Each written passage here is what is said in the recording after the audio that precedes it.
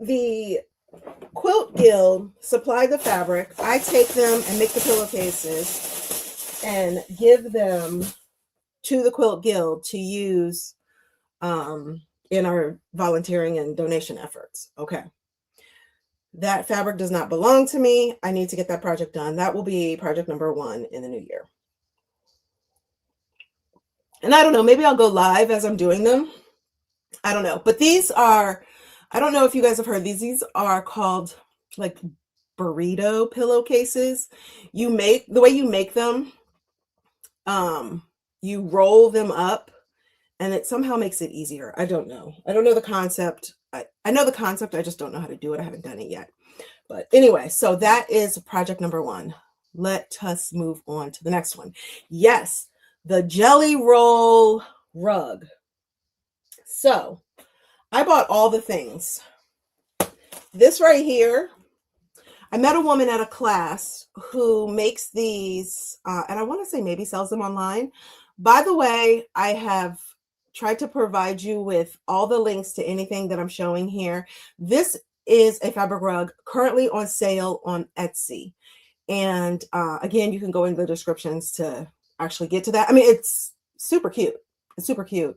And anyway, I was saying I took a class and I met a lady, sat down beside a lady who makes these all the time. And I don't know if she makes them to sell them or I think she does. But anyway, point is, so I came home that day and I was like, I'm going to make them. This might be enough. It's 3 little individual rolls. I haven't even opened it yet. That's so pathetic. Okay. It's going to be a mess here. But it's 3 individual rolls. You make these with jelly rolls. So these are 2.5-inch pre-cut strips of batting, which you use to make the rug. And for whatever reason, I bought 3. I think it was because it was the cheapest. I'm just going to drop stuff around me so that I will not be able to move. But I think it was the cheapest, best deal for what I was getting. And anyway, so Jackie's in the house. Hey, Jackie. Hey, all. She says, wonderful to see you. Thank you, thank you, thank you for showing up. So tonight, again, I am calling myself out for all the things, all the projects that I started or bought things for, but did not do in 2025. All right. Here's one. Side hustle. This is a little sling crossbody bag.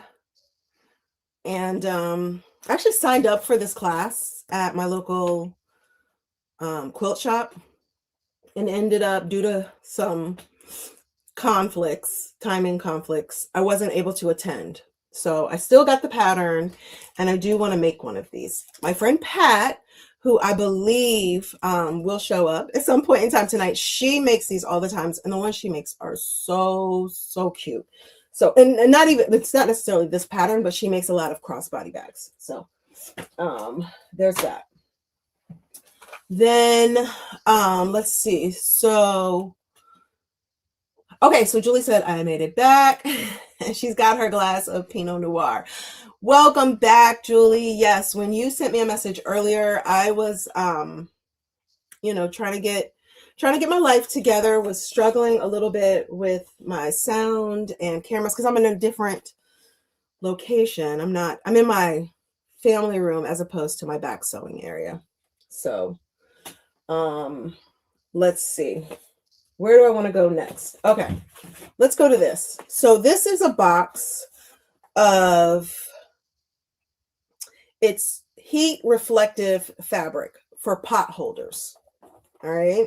I watched a YouTube video on making pot holders and trivets and things like that. And Nate has said that is something that she's interested in. So I have the stuff needed to do it.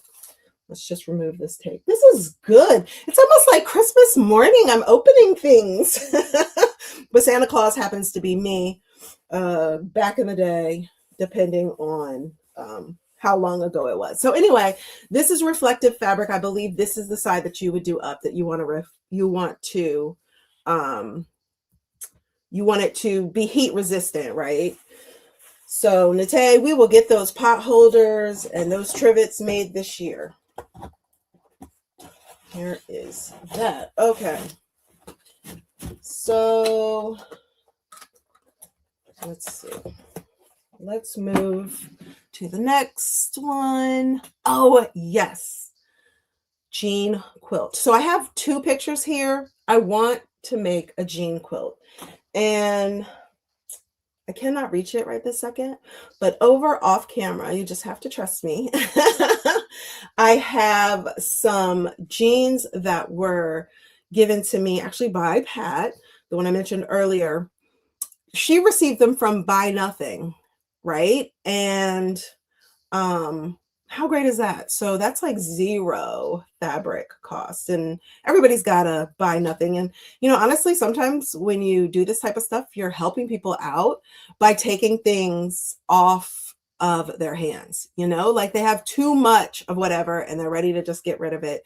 They don't care about making any money. Like at this point, sometimes just getting things out of your space frees up your energy for new things, even if it's not in the material sense. But let's see. So yes, Nate says, yes, I need me a pot holder.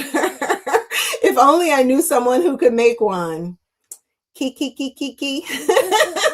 You do. Okay, she says, oh, I love the jean quilt. I need all the things. Yes, my love. So this one is cute because it kind of looks like a rag quilt to some degree with the fraying of the fabric. But it's also that like orange peel or cathedral window type of look. So yeah, let's see. Jackie says, I need a new bowl cozy and a plate cozy. Well, here's the thing, Jackie. I know you know how to make them, so we could definitely make that happen. Okay, so I think I put up here two pictures of jean quilts. I thought this one was so cute. I have given you the pattern, so if you think it's cute, dive into the description and grab that. This is another one, jean quilt. Jackie says you need jeans, say less. Oh, it sounds like we might have a donor for the jeans. Yes, that would be great. That would be great. And, here's the thing. I could make it and give it back to you. That is how things are done in the universe when you want to pay it forward. So anyway, Julie says, decluttering your space is good for mental health. Yes, and helps you declutter your mind so you don't feel overwhelmed in your space. That is #facts. It definitely does. And, I used to have a ritual where when I was ready to come out of some sort of, like pity party I was having, I would go through and just kind of like get a contractor bag and just toss out things that I know that I don't need. I have only done that once and then regretted something I threw away. Like I threw away passport photos. I don't know why. Passport photos do not take up a lot of space, right? And so then fast forward sometime the next year, I needed those. I could have used those pictures for my real estate license. Well, anyway, again, no big deal, right? Like some of the stuff we hold on to, we act like we can't replace it, right? Or, I don't know. Everybody's got different reasons for holding on to stuff, I think for quilters, and it's just occurring to me as I say this, I think for quilters, holding on to fabric is like feeling like we've already completed the project that we bought the fabric for, even if we don't have a particular one in mind, right? It's like just having it is enough. Just having the treadmill is enough. I mean, it's not really, but same concept in my mind. Okay, so these are ground walnut shells. Okay.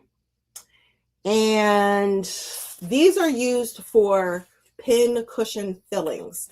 So I was going to make some pin cushions. Got these. Did I make the pin cushions? No. Because is it open? No. All right. Next thing. Oh, hold on. Let's go next to this, the Mundo bag. Now, this I will say, I have made a couple of these, the Mundo bag. But when you buy the pattern, I'm going to say I have the pattern right here. When you buy the pattern, what you get are the instructions. Okay. And then also, oops, the interfacing needed to make the bag. All right. What's nice about that is, so this was the actual bag part that I just showed you. And then here are like handles. So the first couple ones that I made, I didn't use the pattern. I had my own interfacing. And so I did it with this. I have maybe like 3 rolls of this. Something else I need to put to use. And this is just, it's glue. It's textured on one side, and that's where the glue is. And what you do is, to make these bags, I think it ends up being like 140 some blocks. They're 2.5-inch squares. Let me show you this with the print side forward, maybe. That would be maybe this way. All right. So you just lay the blocks down on the interfacing and you put them on the side with the textured sticky stuff, right?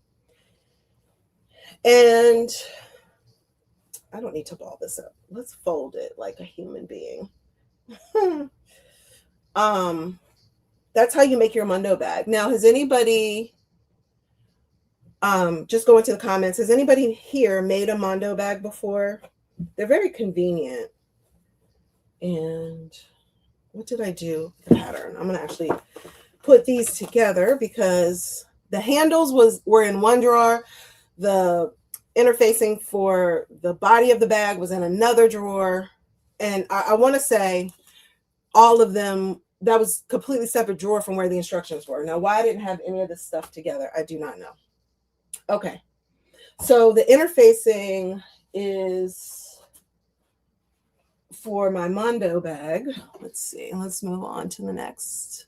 And let's see. Jackie says, no one thing takes up a lot of space. It's the accumulation of things that don't take up space, that take up so much space. That is so true. So true. And, you know, we can create storage for the stuff, but it's almost like sometimes when it's out of sight, you need to, or you feel like you need to accumulate more. So, you know, there's that. Okay, so moving on to the next one. Yes, improv quilting. I want to get into that. So after I go through my projects, I'm going to talk a little bit about this book, which I know I did not get a chance to put it in the description, but I will for those of you on the replay.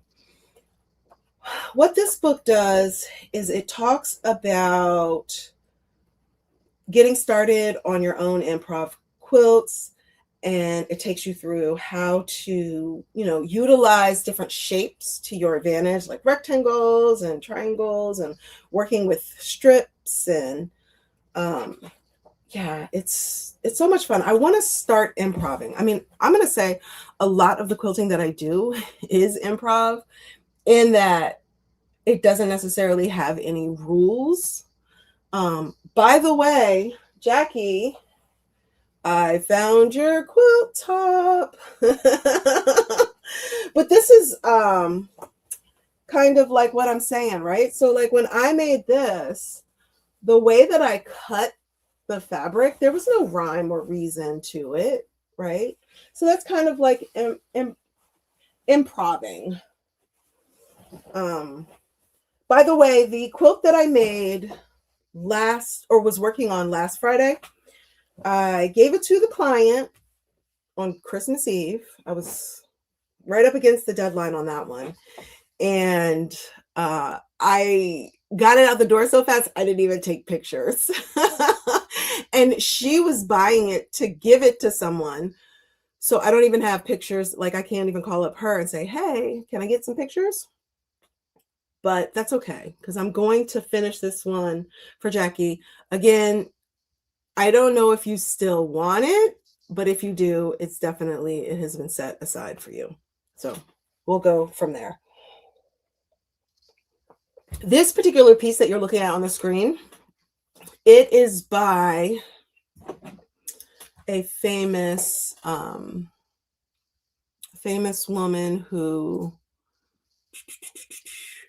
I don't want to mess up her name. I want to make sure I get her name right. And let me see what I think it is. Jackie says, yay! I think, yes, her name is Angie Turner. She's a Black woman who calls herself a fiber artist. I love that. And again, I provided links for that for you to check her out. One of them is an interview, which I think is interesting if you're at all interested in improv quilting. So let me see, go back to, okay, collage quilting. So I had a collage that I wanted to work on tonight. It's a project given to me by a friend. It looks like Jen has joined us. Hey, Jen. And the sun is calling. Hey, Caleb. Hi. Okay, so look, check this out. I'm live streaming. Oh, good. All right. Do you need anything? No. All right. Okay. Love you. I'll talk to you later. Bye. Hi, Grace. Because I'm not using my phone as a camera, there you go. It can ring. Where was I? Angie Turner. Okay. So yes, I took a course on, and Jackie says she definitely still wants it. All right, girl, I got you. On collage quilting. I found it very difficult, actually. There's a lot more that goes into it than you would think. But it's still fun. Again, no rules. You just kind of, or it can be without rules. This right here is a finished one from the class that we took from one of the ladies in my quilt crew. I asked for a picture so I could use it. And now that I'm looking at it, I think she might have painted the background, because if you notice, it doesn't look like there are different strips of that gray fabric, the way that it's kind of ombre. Yeah, and that's another project I want to get into in 2026. But let me show you my scissors. This is what mine looks like at the moment. And guys, I haven't even unrolled this since I did the class. Let's see. Where's my, I'm gonna take you guys to full screen so maybe you can see it a little bit better. And I'm gonna move my wine out of the way so I don't accidentally mess that up. But, oops. I think I have it upside down. Here are my scissors. Actually, I think I can move that aside. All right, I've got one handle. I'm going to bring it closer. I don't know if you're going to be able to see it, but the design is actually drawn here on the, no, this is not, well, maybe it is interfacing. I'm not actually sure what it is. And you take fabric that you have basically turned into stickers, okay? You sew it, you iron it onto, I want to say this. This is called steam machine. And what this does is you iron it on, and then you're able to remove the paper. And again, your fabric becomes like a sticker. that you put on your design. So I know this looks nothing like what you saw outside of the handle. Again, I did finish a handle. Credit and grace where it is due. But for the most part, this remains, well, not for the most part, this remains a UFO. For those of you that didn't hear earlier what that means, a UFO is an unfinished object. All right. Pat says, "Hey B, you joined at just the right time." Let's go back to here. I had you up on the screen. Can you confirm that this is your scissors, right? It's steam a seam, too light, easier to sew through. Got it. Thank you. And you know what? I just ordered some because I'm going to be using this steam a seam during while I'm figuring out this quilt for the quilt show. And I don't know if I bought that kind. And she says, yes, ma'am. Okay, so she did paint the fabric. That is so cool, y'all. So cool.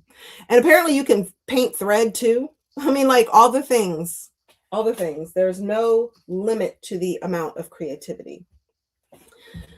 So now that we have a few seasoned quilters in the house, I think I picked this up from the free table at one of our Quilt Guild meetings.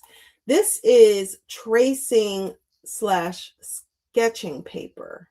It's 50 yards of it. A lightweight developmental sketching and tracing paper, translucent with a slight tooth.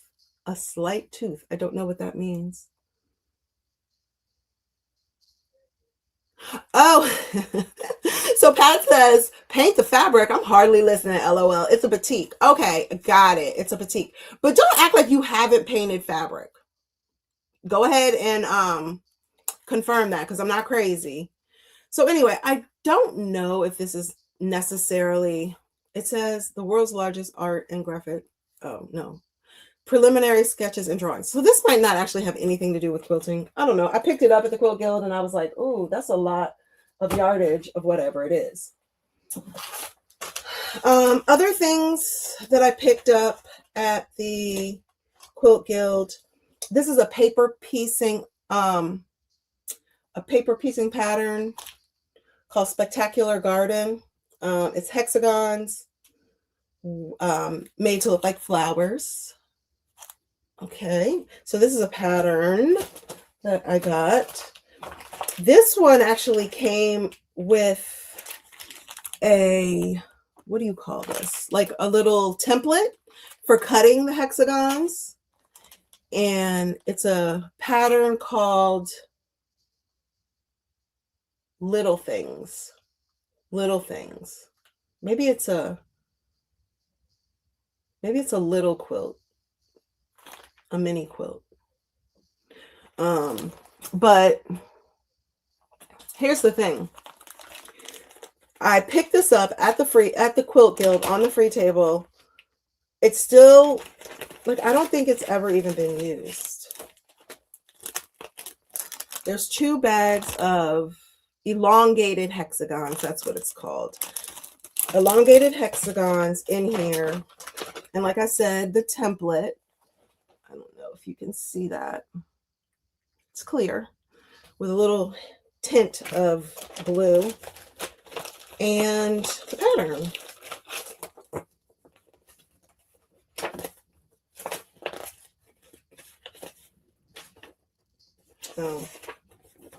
So anyway, just bringing it up close. Let me see if I can see on here the size of it. What it yields. Yeah. Pattern includes 102-inch elongated hexagons, never opened, and an acrylic template. Anyway, I don't see the size that it makes, but obviously you could make any size quilt with this. I have not dove this is actually English paper piecing, right? I have not dove into that rabbit hole yet, which is a lot different because you do more hand sewing with this. Okay, let's see, what else do I have here? Oh, okay, so this is just another picture of a collage quilt that I found online. And for those of you who haven't seen collage quilts, I just wanted to show you what one looks like. We're having quilt camp in February, and I recall hearing that we're going to have a class on that. So that's awesome. Pat says, you're not crazy. I do love painting fabric. Okay, thank you. Oh, Robin is sewing while she's watching. That is so awesome. Thank you for letting me know, Robin. I was curious if anybody ever did that. So yes, definitely let us know in the comments or the chat, I should say, what you're making. We'd love to know. Okay. So yes. And here's the thing, with collages, you can collage quilt anything. It can be a picture of a family member, or a picture that you have in your camera roll. I don't know, a cow, like, like all the things, right?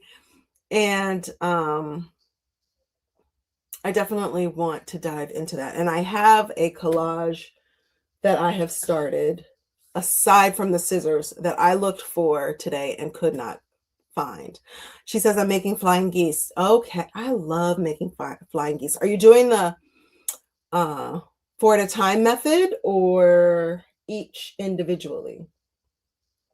I actually just saw, as I was watching a tutorial from the Fat Quarter Shop, there's some sort of other way to make flying geese. And I was like, it was way too complicated for me to dive into at the moment when I was watching it, but I was like, okay, go back to that later and figure out what the name of that is so you can do that. All right. Now, Jackie, I'm gonna need you. Oh, the other Julie is in the house. She says, hello, B. Hello.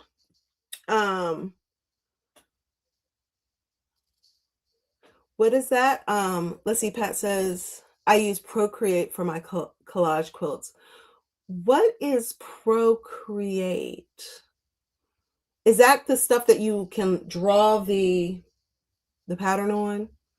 Look, y'all, I'm learning too, because, again, I have only been quilting for, I know it sounds silly to say 2 years, because that feels like a long time, but at the same time, it's a short time. With the amount of time it takes to make a quilt, and I've also, worked and have children to raise, like all the things. But anyway, so I wanted to say, Jackie, I have the dolls that I make as one of the upcoming slides, and I can't remember. Oh, yes, it is the next one. So I'm giving you fair warning. Close your eyes. Okay. Because Jackie does not like dolls or anything with a face. And Jackie is agreeing with Pat. She also uses the Procreate sometimes to figure out the FMQ patterns. So, okay, here we go. Jackie, close your eyes. We're going to the little doll babies that I used to sell on Etsy. So I think I do. She was my remake, or do I call it a remake? This is the Simplicity pattern 8402. So if you see, here are the dolls on the screen. I started with this and I kind of just added to it. I was like, girlfriend needs a tutu. And so I made her with a tutu. And I don't know if you see the trim on the tutu. It's the same as the color on her. We'll call it a dress. But yes. Thank you, Julie. She says, so cute. So yeah, I had maybe 3 different designs. and I sold them on Etsy. And here's the thing, like when I calculated the cost of materials and the time it took to make them, I realized that it was more volunteer work than anything because I was making like $2 an hour. Jackie says, LOL, I'm fine. Doll away. But yeah, so, and even the hair, well, actually, no, I did replicate the hair from the pattern. The girl up here, I don't know if you guys can see that. Go back the other way, B. So anyway, so that is not something I necessarily want to replicate in 2026, but I did want to show you. Now, my teddy bears are in my sewing area, but this is the pattern that I used to make them. And this comes in 2 different sizes. And I think took the pattern to my job at the time and made copies and shrunk the size even more so I could make a super small one. I might get it and bring it up later. But anyway, that was, as I was going through my stuff, I found these. And then the pattern that inspired it all, I was supposed to be making some clothes for my daughter when she was a baby. I did not do it. But it got me started with the dolls, which eventually led to zipper pouches and then quilting. So I am almost going through all my little projects. Okay, so here's another thing that I picked up from the free table at my quilt guild. So the double hatchet. I don't know if anybody has seen or used this before. Let me know in the chat. It's a this is a quilt template. It's 4 inches. And so somebody else abandoned this project after spending quite a bit of time sewing things together. And that's okay, because sometimes that's how you feel. But here are the different hatchets, that they made. I don't know if you can see that. And here's one where they had sewn 4 together. So they started like piecing the quilt together, but maybe they decided they didn't like it and then just decided to donate it. Actually, there are several here that have been sewn together. And I actually did not know that because I had never opened it. I just thought it was individual pieces. But people are very, very generous. So here's a quilt already started. All I have to do is finish it. I think that would be pretty fun, actually, to then take it back to the guild and show it and say, I got this from somebody here. All right. And okay, so then I have this pattern trying to show you. It is part of a kit that I bought, which actually I cannot remember which quilt I was making and where it went because I definitely have not seen it in a really long time. But so this came with a kit, and it had 8 half-yard cuts of African fabric. And I have cut into most of that. I do not have it. I do not know where it is. I have some African fabric that I've collected, and it's kind of, it's like, it's not, you can put the fabric anywhere. So it's more like improv. It's not a big deal. I don't have to have any particular type of fabric. I mean, let me rephrase that. I don't have to have any particular African fabric, but it would be nice. I don't know if I have enough to make this entire quilt with it. So, almost at the end. Here is a pattern I bought from Joann's, and I thought it was super cute. It's called Support Group.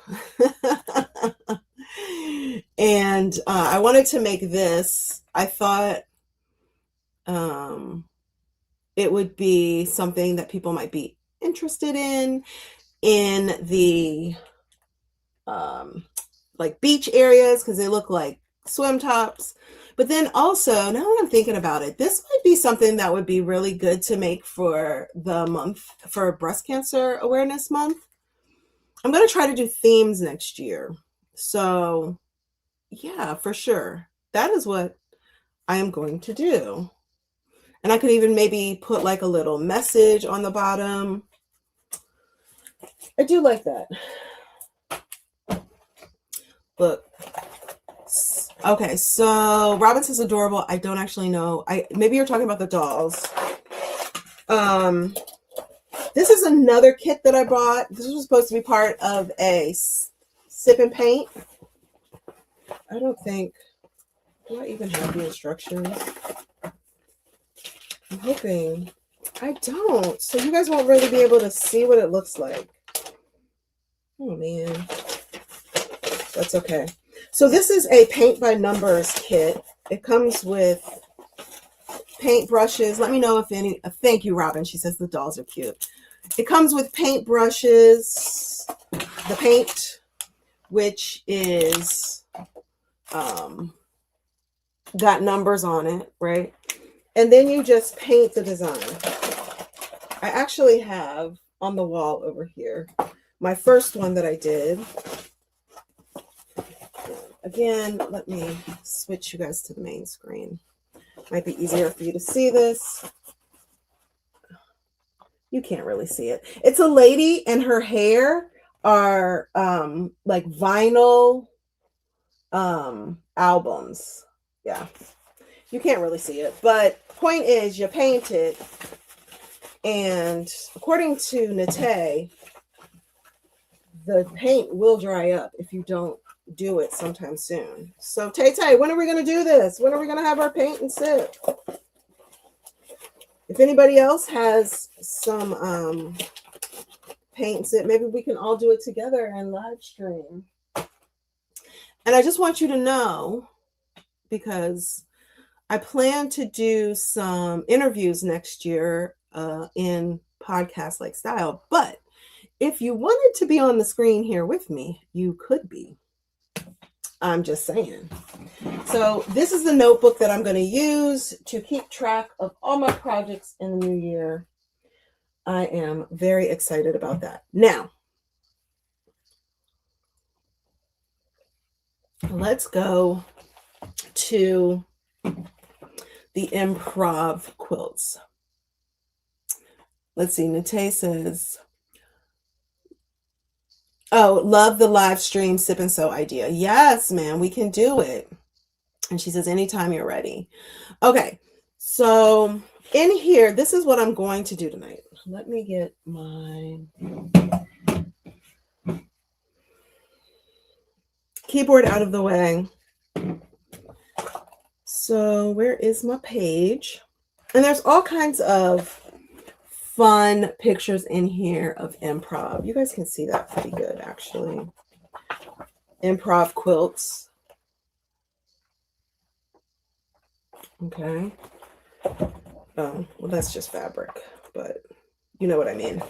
Okay, here's one.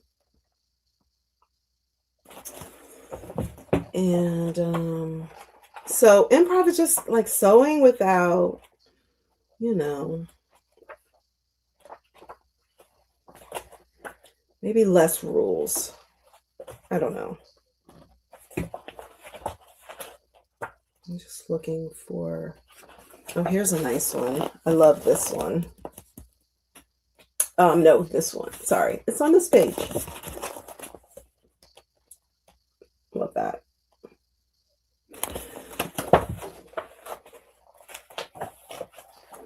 And actually, she talks about how, I guess, different things have inspired some of her quilts. So yes,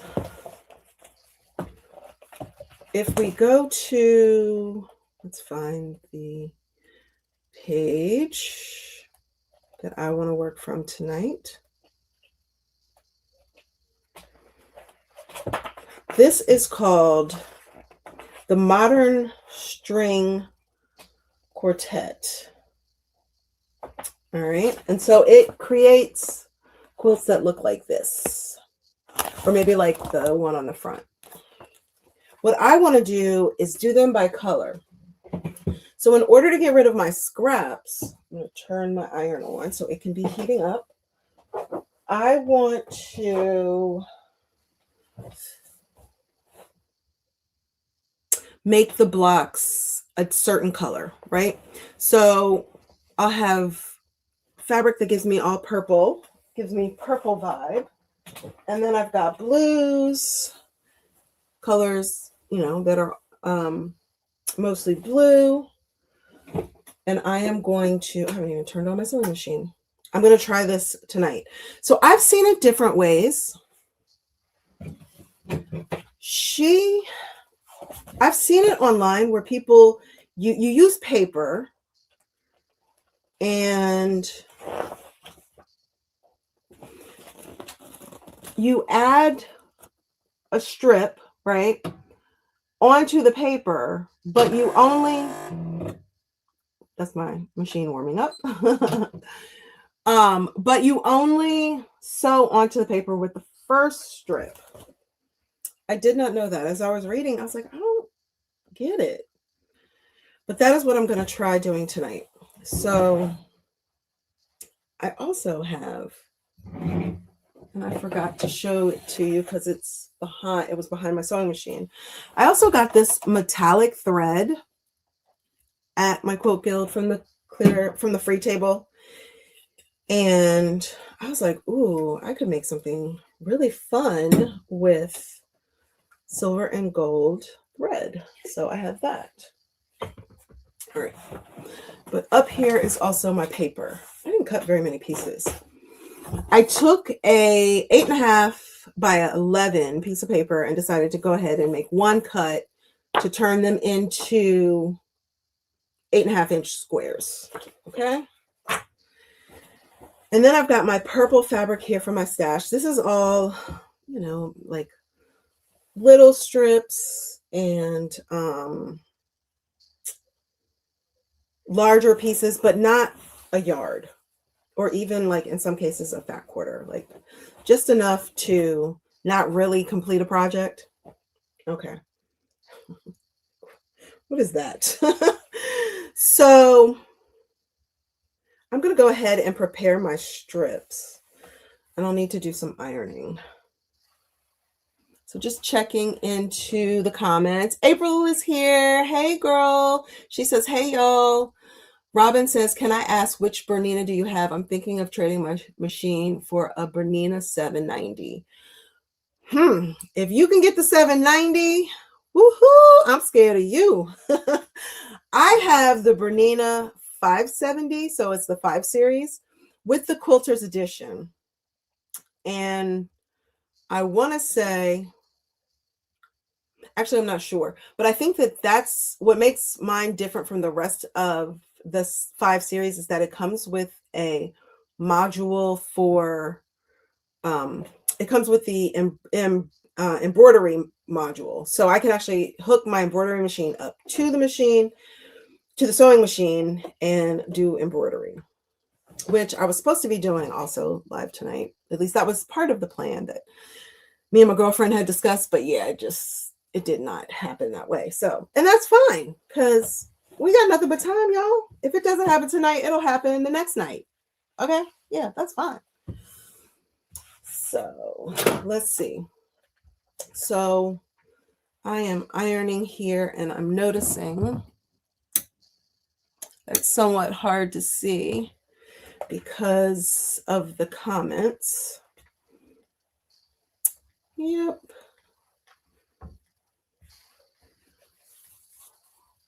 Okay. So what kind of machine do you have now, Robin? What are you thinking about trading in? And what is it that you are looking to gain from the Bernina 7 series? I'll tell you, so I have total of 4 machines. One is the first one I ever bought back in college. It is, I want to say Kenmore. It's, yeah, it's old school, but you know what? I made the dolls on that, so it worked for me. Then I bought another machine, which I thought was going to be good for quilting, but as it turns out, it was a very basic machine. And anyway, once I kind of dove deep into the quilting, it was not enough. So I went on I couldn't decide between the brand. Should I get a Janome? Should I get a Bernina? The Bernina, I had a sewing class and they let us use their machines. That's a setup, y'all. Like, that was a setup. They let us use their machines. So, you know, somebody who's at home sewing on a Kenmore, you know, gets to feel the appeal of the Bernina. Yeah, you just kind of fall in love with it. So it's a very smooth, quiet machine, and I just love it. But it's kind of like your luxury vehicle. Like, you have to buy Bernina parts. You have to buy. I need to take this off anyway, so I'm removing the presser foot because this is one I was using for applique earlier yesterday. But yeah, so you can't just go on Amazon and say, I'm going to buy a zipper foot. No, you have to have a Bernina zipper foot. So it is expensive in that way, but it's also a great machine. And I bought mine used. I'm not going to tell you how much I spent on it because, you know, but you can look up Berninas and you'll see. So I could afford it because it was used. Brand new out of the box? No. That is not in my budget, nor will it. I don't know. I'm not going to say that. It will be one day, but right now it is not. So I'm going to need to get my presser feet before I start sewing. But anyway, I've got a little bit of prepping here to do. So let's see. I have no idea what I cut out of this. It's not a straight line, but I'm going to iron this. And so we have scraps that are super small, which are called, you know, crumbs, things like that. I hold on to those too, but I'm not working with those today because you need longer strips in order to do these improv type pieces. This is a nice little chunk of fabric. Again, I don't know what I randomly cut out of here. Oh wow. But yeah, so I think I am just going to cut a little piece off of this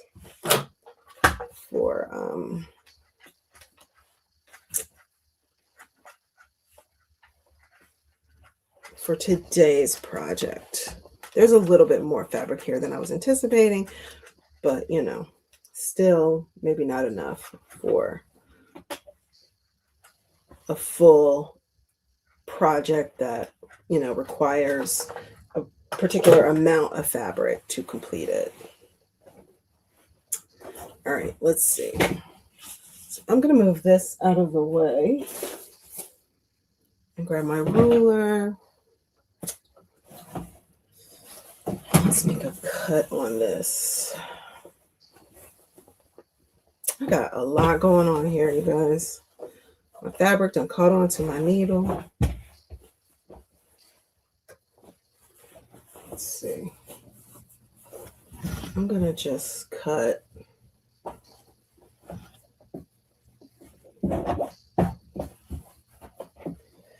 this fabric. Cut this line right here.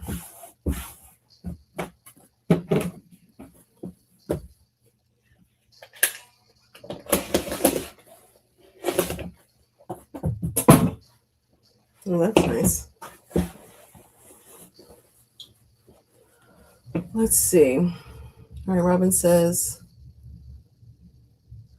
that sounds nice. I have a brother, Innovus, I'm not sure how to pronounce that, that has hardly been used to trade.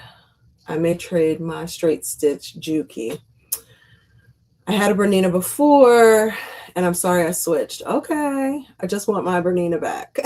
Nothing wrong with that. I get it. So before I got the call that they had a used Bernina that I could afford, I found on Facebook Marketplace a Janome straight stitch industrial type of sewing machine. And so that's what I do all of my piecing on. It's really, really fast. I want to say it does 1,400 stitches a minute, which is a lot per second. I can just sew really fast, straight, but that's it, right? So on here, I can do my fancier stitches. I can do embroidery. I don't use it as much as I would like to. So, that's part of my plan for next year, to use it more frequently. All right, so this is like a crumb. This is not going to do anything for me today. I'm just going to toss that aside. Okay. My ruler fell way up under the table. Let's see if I can coax it back. Here we go. Hey, Mom, you there? You hanging in? I'm going to actually go ahead and cut strips while I'm at it. Now that I think about it, that kind of makes sense.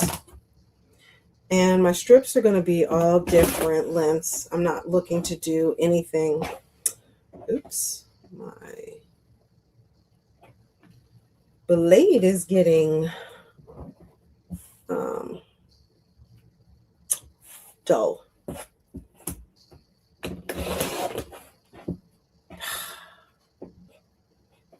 There we go. Okay.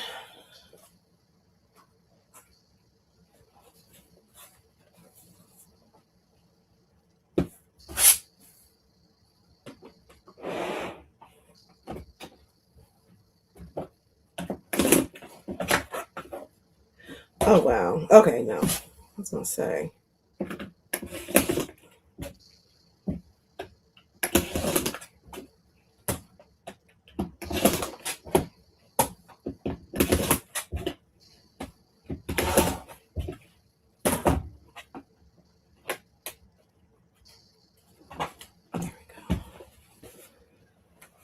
Let's move that purple out of the way. All right. So I'll accumulate my stripes here. April says, might be time for a new blade. Yes, ma'am. I used this blade through my last 2 quilt projects, and it served me well. But you are absolutely right, my friend.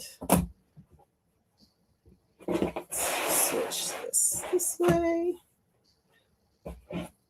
So anyway, here we go. Let's make some stripes.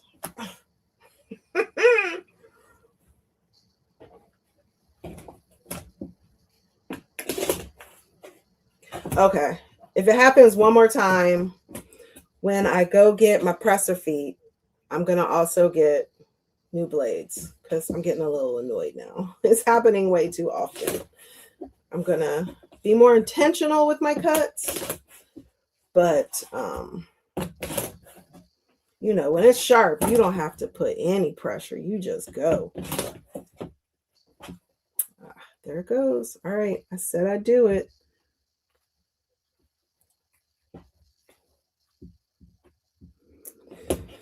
All right. So these are the strips that I have so far. I think this is going to be pretty, guys. I think it's going to be so nice. All right. So while I'm up, and not tripping over any cords, I am going to pick up my box, my little organizer where I keep my presser feet, and blades. I will switch out my blade. And can I think of anything else? I don't know. I need to drink some water.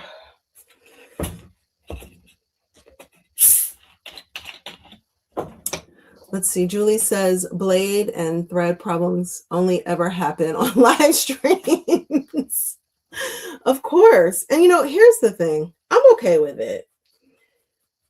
I have had to tell myself that this right here does not have to be perfect. I am just a person who loves quilting, and I decided to start a YouTube channel. There are things that I feel like I might be able to show a beginner as far as techniques or different things that I've learned, but I am not by any means any type of expert. I'm just rolling with the flow, and I feel like that it's okay that might come across in some of the things that I'm doing. Robin says, I do too, Pat.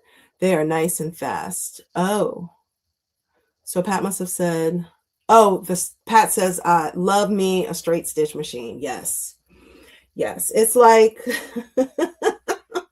I don't know why this came to my head, but, so I'm not going to say it but like in my mind, I said it. It's kind of like a man, right? Like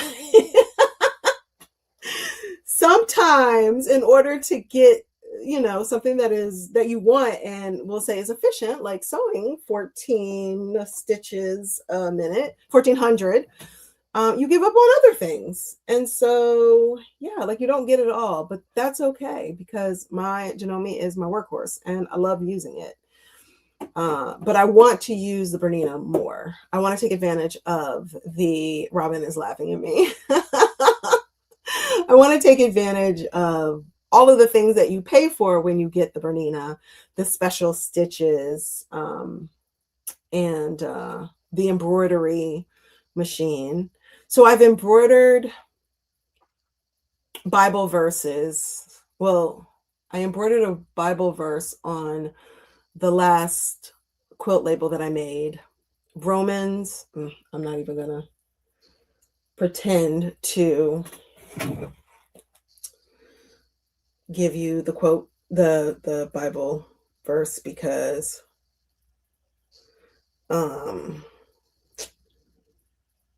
where can I find that? It's my friend who sends me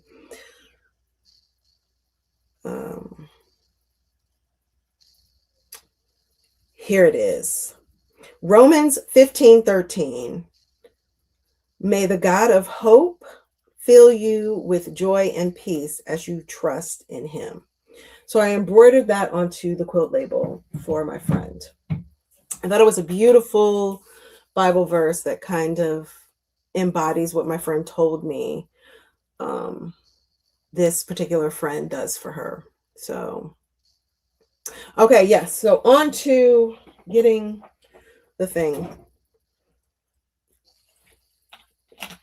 without tripping on one of these wires or stepping on something or knocking anything over. Here I go, and I will be back. Make room, B. Okay, I will be back. So.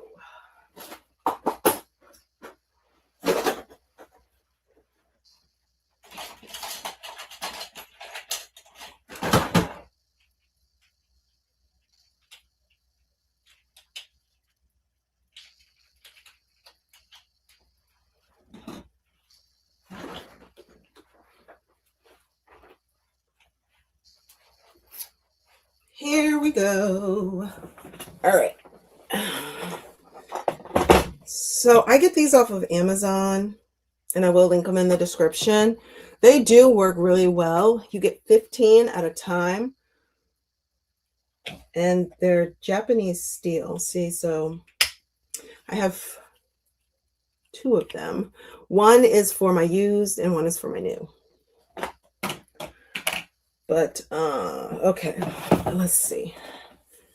Rearrange. And then this is how I organize my presser feet. One day I said I was going to put labels in the little subdivisions, but I kind of just toss them in and keep it moving. So I don't know if labels will be helpful or problematic. All right, so I'm putting the 20C back in, and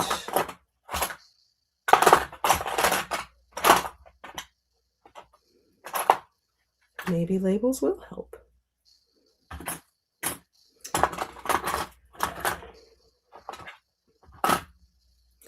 I'm looking for my one. Here it is. 1C. 1C. So there is this thing back here. You're not going to be able to see it, but it's supposed to help pull the fabric along, and there's a special foot that goes with it. And if you decide to use that foot, you have to use the thing. And I don't know that I need it. So, all right.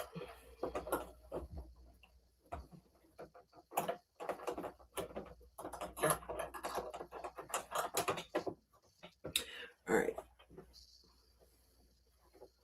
Presser foot installed. Now I need to change my rotary cutter blade.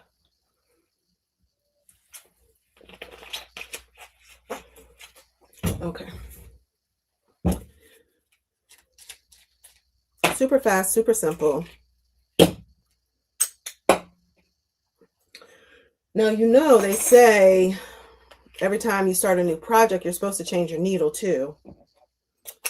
I have not done that. I will actually, I don't know. Robin, how often do you change your needle? Because I'm going to say the machine I bought when I was in college still has the same needle that it came with. Okay. I never changed that one. All right, there's some lint on here I want to wipe away. Just going to use this little crumb for that.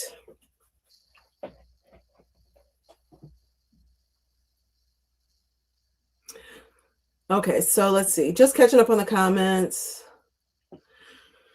Robin says, "Oh, wow, that's a great idea for Bible verses." Yeah. It wasn't my idea. My friend said, "Can you put one on there?" And I was like, "Of course I can." And then Pat says, "What? You are so good." And after 2 years, and that's what she said. Pat, thank you so much. I mean, it's definitely been 2 years of spending a lot of my free time quilting because I love it so much. And then Robin, laughing at herself, says, "Not enough. And when I do, I save them in their own pincushion just in case I run out." I'm so cheap. That's not cheap. That's efficient.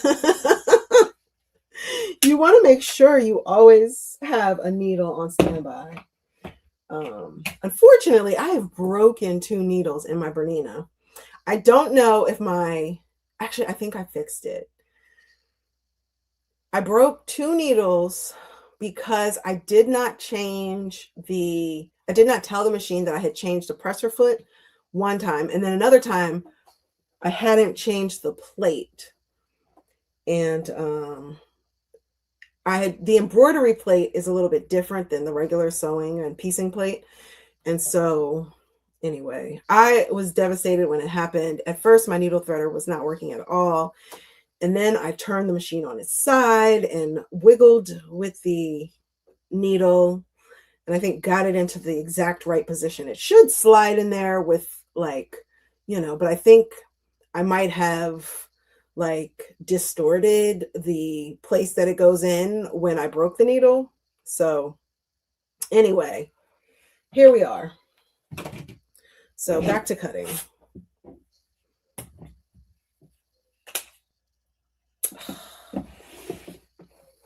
I think I put the I think I put the rotary blade on the wrong side, but it still works. See, still a novice. Okay, move that aside. I've got just a little bit of plain purple, and this wasn't even from the quilt I just finished. That was purple. I don't know where this came from, but I know what I'm not going to do. I'm not going to wash it with anything that is white because purple likes to bleed. Okay, so this one is just, we're going to call that a crumb. And you know what, guys? I tried to tell myself it doesn't matter, but yeah, it's bugging me about the blade. I'm going to have to switch it and make it right. So for anybody who may have just joined us, I'm working on making my first improv quilt without cutting a finger off. Good grief, Barika. Like, I didn't have the blade. Oh no, where did it go?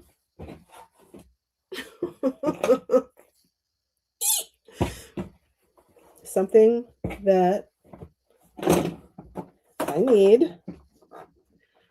My little, I don't know what it's called. Oh, sweet Jesus.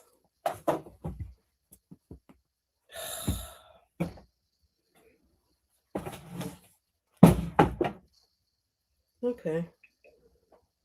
All right. Well, that little piece that helps make the tension on the rotary blade nice and tight is gone. So I think it will still work. There's maybe just a little bit more give. Okay. Moving on. Yes, but now we're back in business. We are cooking with gas. Oh, it's under my ruler. Wait a minute, where though? I don't see it. Thank you so much, Julie, for trying to help me. I might have moved it when I was looking for something and it fell off, but anyway. I meant for that to happen. You know, just to show you it's okay. Just keep going. This is not a lot of purple, so I think I'm going to go ahead and cut it all up. Here we go. That way you guys can see a little better. I have cut the scrap of fabric that I had. I've folded it into 4 layers, and I think I'm going to make I'm going to make mostly thin.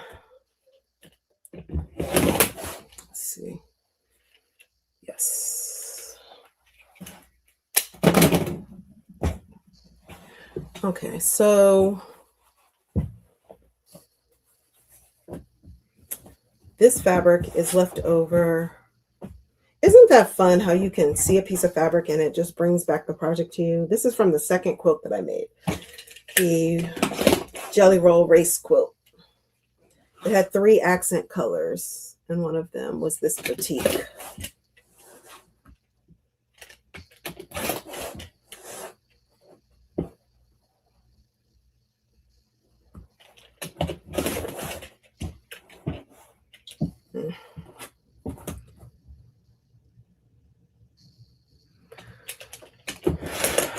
My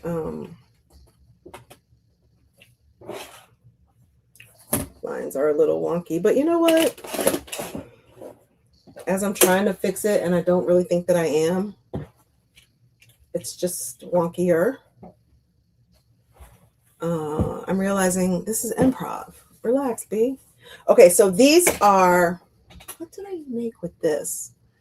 These are maybe like 5 or 6 inch blocks. They're 5 inch. So 5 inch squares. These are going to have to go towards the end. the outer ends of the block because they're so short. But I do believe we will be able to use them. I'm only going to cut up one of them.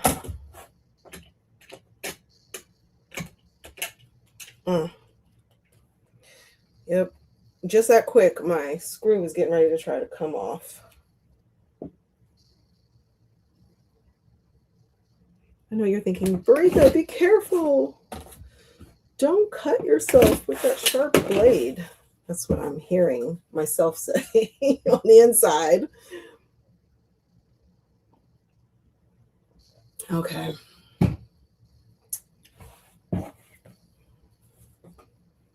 This is mostly like purple dots. I remember this from Joann Fabric. That's where I got it from. I don't remember what project it was for though, but I remember where I bought it.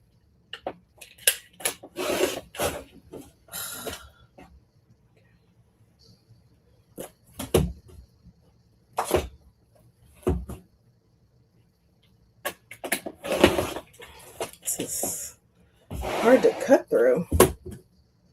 It feels denser.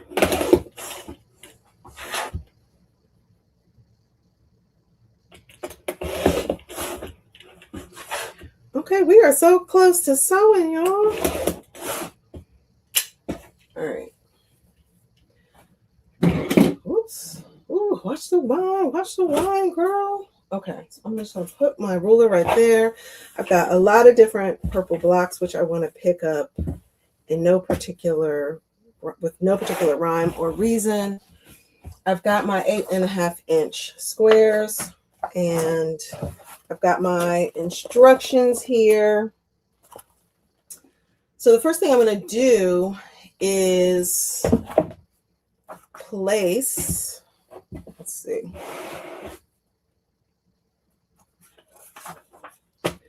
place my paper down, pick up 2 of these. I meant to get my scissors while I was up, but that's okay. That's why we've got several different types of sharp objects that can cut. Okay.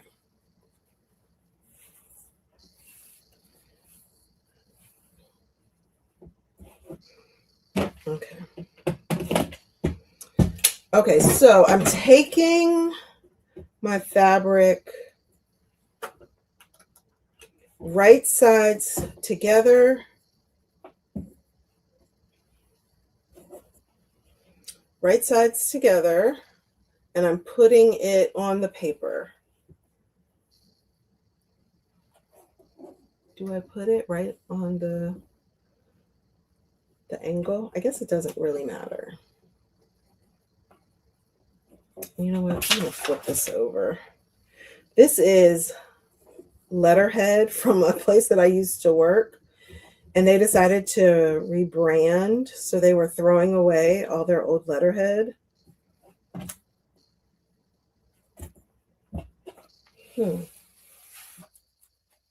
I don't have a pencil nearby. I was going to make a straight line. Actually, again, see, with the rules. This is improv quilting. It doesn't matter if it's not straight. Nobody is going to call the quilt police. Oh, my cousin's here. What do you need? What you need is a spare cut. I do. Actually, and what's funny is the last one, I had 2 at one point, and I lost the same little piece. And so I threw that rotary cutter away because I got tired of having to retighten this, because without that, it comes untightened as you use it. And threw away that cutter, then found the little piece. So now if I can't find the one that I just lost today, I do have a backup. Take it from my girl Robin. You need your backups. Okay. All right. So I am going to take this. It's so fun sewing onto paper. And I'm just going to sew. Let's see. What's the best way to do this? I think I'm going to put my presser foot down, and the middle of the presser foot is going to be, let's see, I still need to thread. And it works. Yay, my automatic threader works. Okay.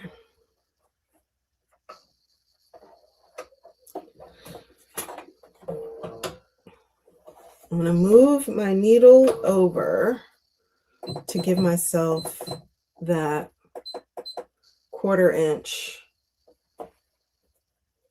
Okay. Let's see. And we're off.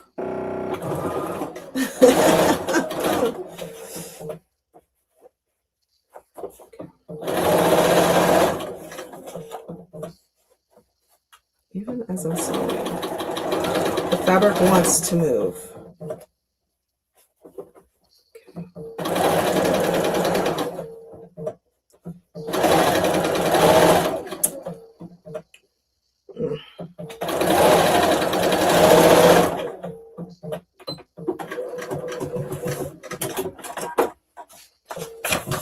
Okay, so what I have is a piece of paper, and I'm going to fold this over.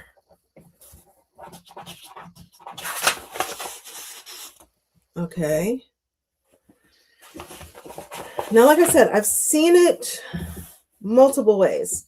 The way she describes it in this book, okay, I am now on step 3. Open the strip and fold the paper back out of the way in the opposite direction from the side you're adding.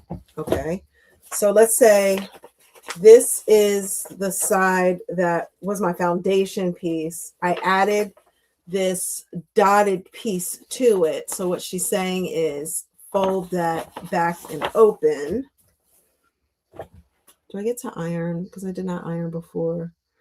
Number 4, with both halves of the paper to one side, sew the next strip. So she's saying, so now I fold this in half.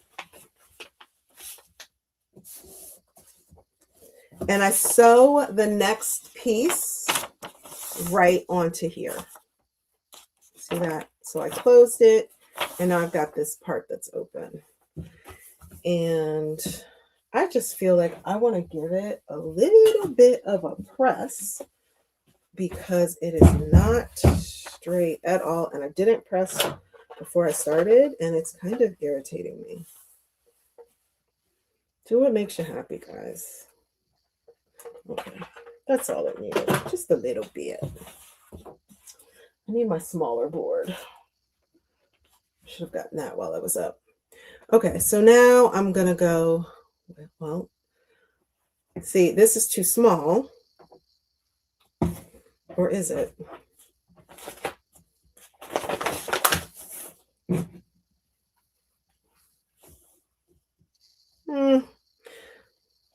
Yes, it's too small to be sure. Okay.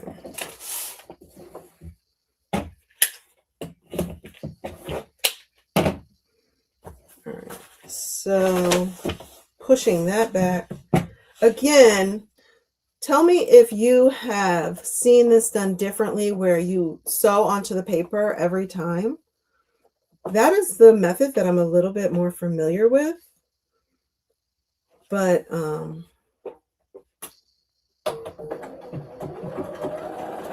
hey, you know, it's whatever works. End of the day. Ooh.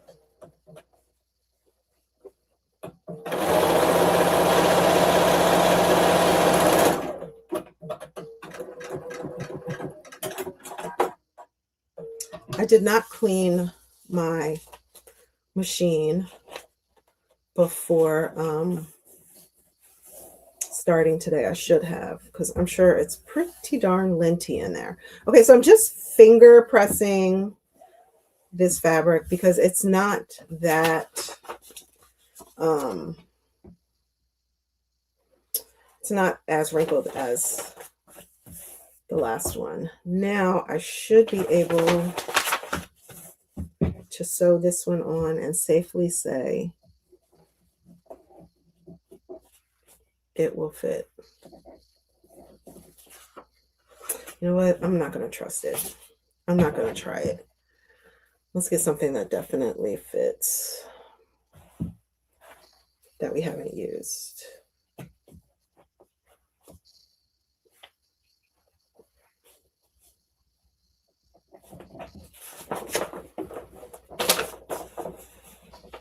Just checking the comments. Nate says, hashtag gift idea, Miss Deb.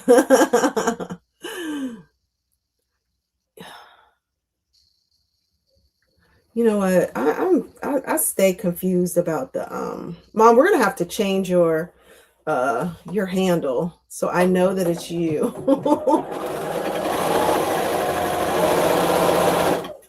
Because I think I thought you were my cousin earlier, but then my cousin, like, your handles are so similar, so I'm not sure. But anyway, I see that it's Mom.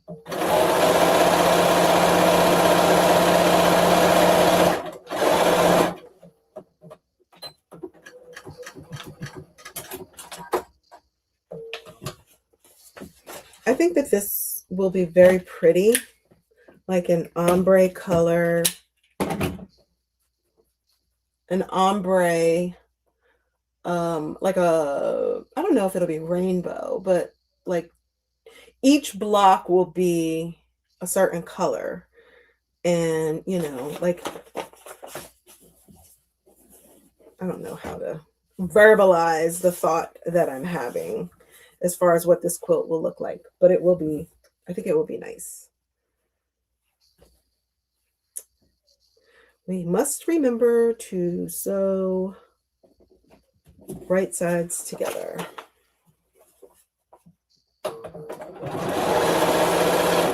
Why does it sound like that? I don't know if you guys can hear the nuance that I'm hearing in my machine. I know that that is not how we're supposed to sound. So I am going to clean her and oil her, and we will see. You'll have to tell me if you see a different. Robin says color wash. Maybe, you know, I struggle with knowing all the terminology. My wine bottle has turned over, but that's okay. It was closed. Reminds me to take some wine. Isn't this a pretty bottle, y'all? Look at that. It's so pretty. I had some wine while I was cooking Christmas dinner yesterday. And as I was telling Nate, I was just as happy as a bug in a rug. I was like, okay. So a little wine buzz makes cooking fun. I didn't know that. Why didn't somebody tell me? Nate, you should have told me. I am the elder Deborah Wilkins. Okay, Mom. I get it. I get it. All right. So I have my little brush here that Nate gave me. I don't know if you can see that. This will work just fine. I like to brush up like around where the presser foot is because lint gets in there too. Right. Taking this plate off, and that I do have a smaller one. I was looking for that. It helps me get into the smaller spaces.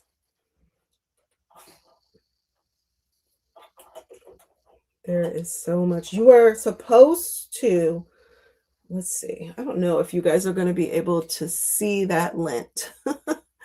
Like, ew. I have a whole lint bug up in here.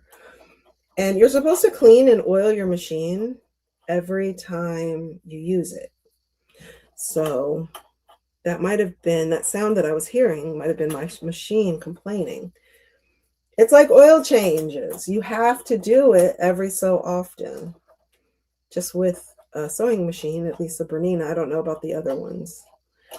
I do not do this with my Janome. Honestly, I can't reach the inside because of the way that it is. I do clean it somewhat, but I can't get all up in the guts like I can with my Bernina. You will see. If I had my other camera, I would show you from the try and show you close up, but that was not in the cards for us tonight. Okay. So this is the little case that the bobbin goes into. I like to run my brush in there a little bit because sometimes that gets a little dusty. Right, I'm switching back to the big one. One thing that I have to be careful of is I do have a thread cutter in here. And one time I ran this big fluffy brush over, ooh, I've got dust coming out of it, over the thread cutter. And I had lots of little pieces of the brush that suddenly showed up on my machine. And that freaked me out a little bit. So I have to be careful. All right. So now I'm just rubbing the brush. Wow. Around the inside, the parts that I can see of the machine, and getting all the dirt out. Then I also have this oil that I need to, I don't know what this thingy-mabob is called, but the bobbin case goes inside of this. So there are 3 spots on here where you need to put oil. Then the little track that moves, it gets it. And you have to position your needle just so in order to get that back in correctly. And now I need to rethread this bobbin case.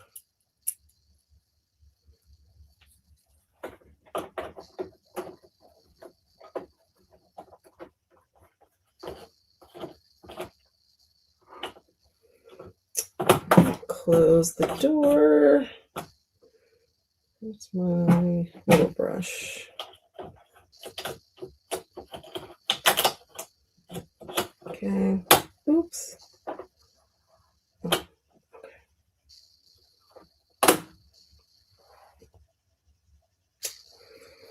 That in there. That in there.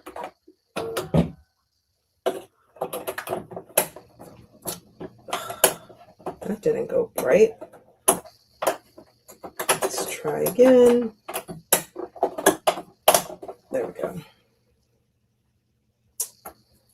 Close the oil. Wait a minute. Oh, okay. Okay. I got worried. So this is the embroidery plate, and this is the plate you use when you embroider. It's got a little orange square on it. And the difference between this and the plate that I have is there's only like a small little hole for the needle to go through. And so if you move your needle over, right, it can't get through that hole. And that's how I broke my needle the last time. And, almost like broke my machine. So I have to be very, very careful with that. All right, so my machine is oiled. I have quite a bit of dust that came out of it. We will move that to the side and out of the way. And let's see, now we need to rethread our machine. Put the presser foot down. It's such a quick action. All right, machine is threaded. Okay. All right, back to the sewing.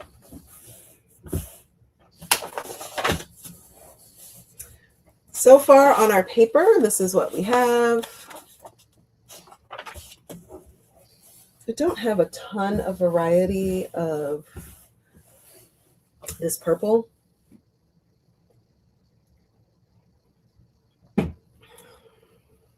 So I will be using a lot of the same fabric. Nope, that's not going to work. Let's do it this way.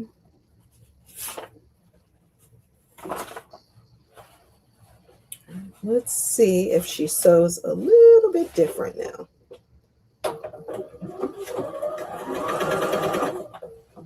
I think she sounds... Some lint came out.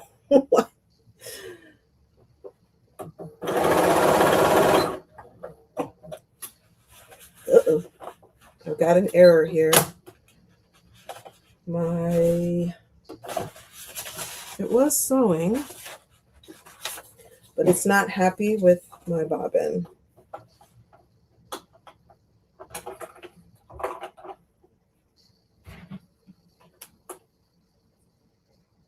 I don't know what's wrong. I don't know what it did. Okay, trying again. There's lint in there. On lint. So the thing about a Bernina is there are a lot of little sensors.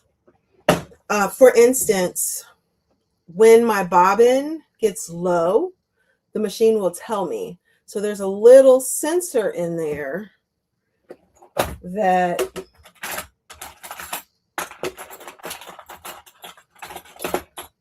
records that information.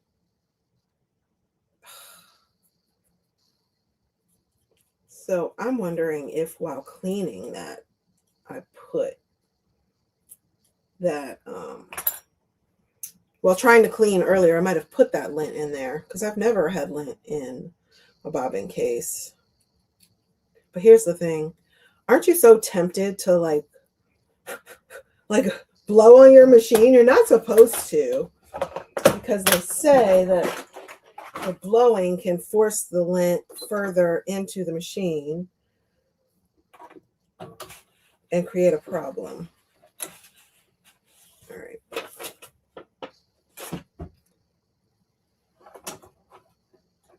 This is real life, y'all. Things do not go perfect in real life. And hey, let's be okay with that. I think I'm going to move my needle back. This feels weird, the way I'm trying to sew this. Okay.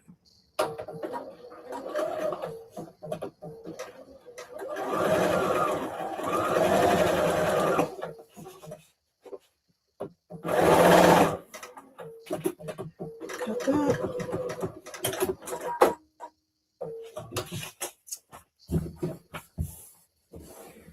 All right, now that I'm getting closer to the edge, I can start using some of those smaller pieces. What do I have? That was short. Yep. I'll use this and then the little stars.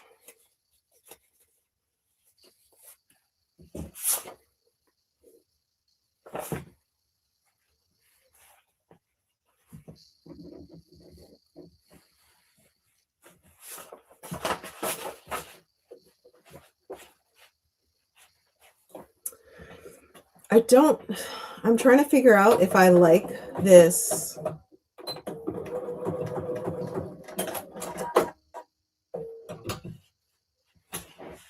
If I like this not sewing on the paper.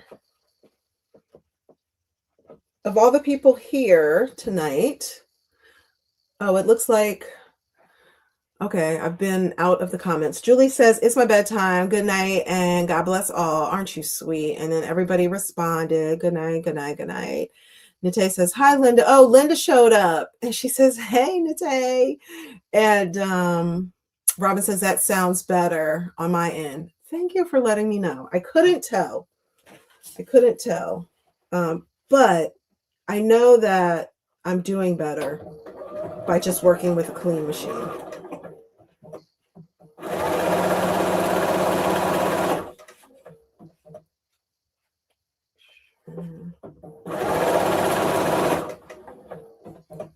I feel like it's a little weird not sewing onto the paper. It's a little like weird. It's like unstable. So if I had sewn onto the paper, then I don't know. I feel like no, don't do it, B. Don't do it. I was going to switch it up in the middle of the game, and that's just not a good idea. I might do the next one sewing on the paper so we can see which one works better.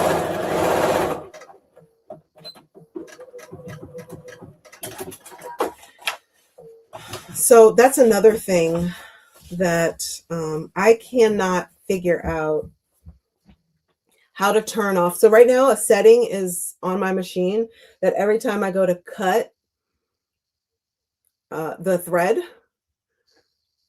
it ties a knot, which has been helpful in some cases. But right now I don't need to tie a knot. So that's all that that you're hearing when I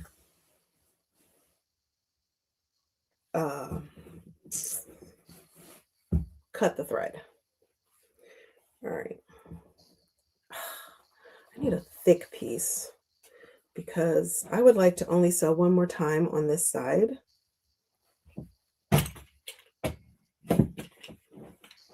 And I worry that if I use a thinner piece, I will have to sew multiple times. All right. Oh my goodness, I forgot my little, I knew something didn't feel right.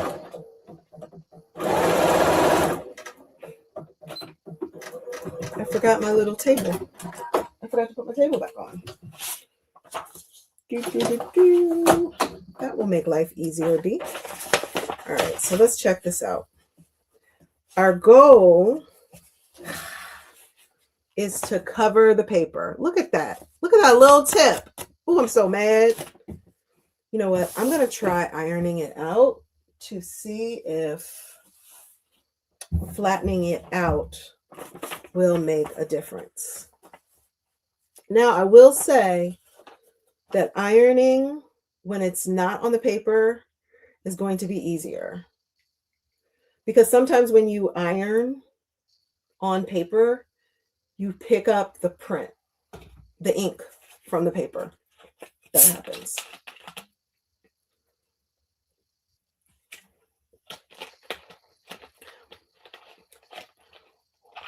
What paper does what purpose does the paper serve? That's a very good question.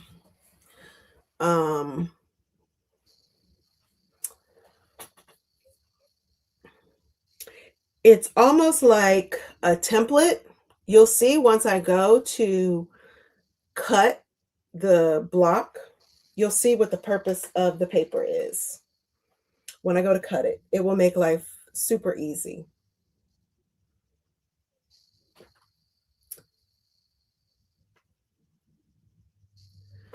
Jackie says, I'm just blown away that your fancy pants machine ties knots.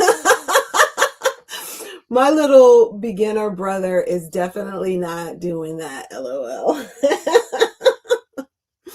Fancy pants right here cost a lot of money, though, okay? We pay for these privileges, okay?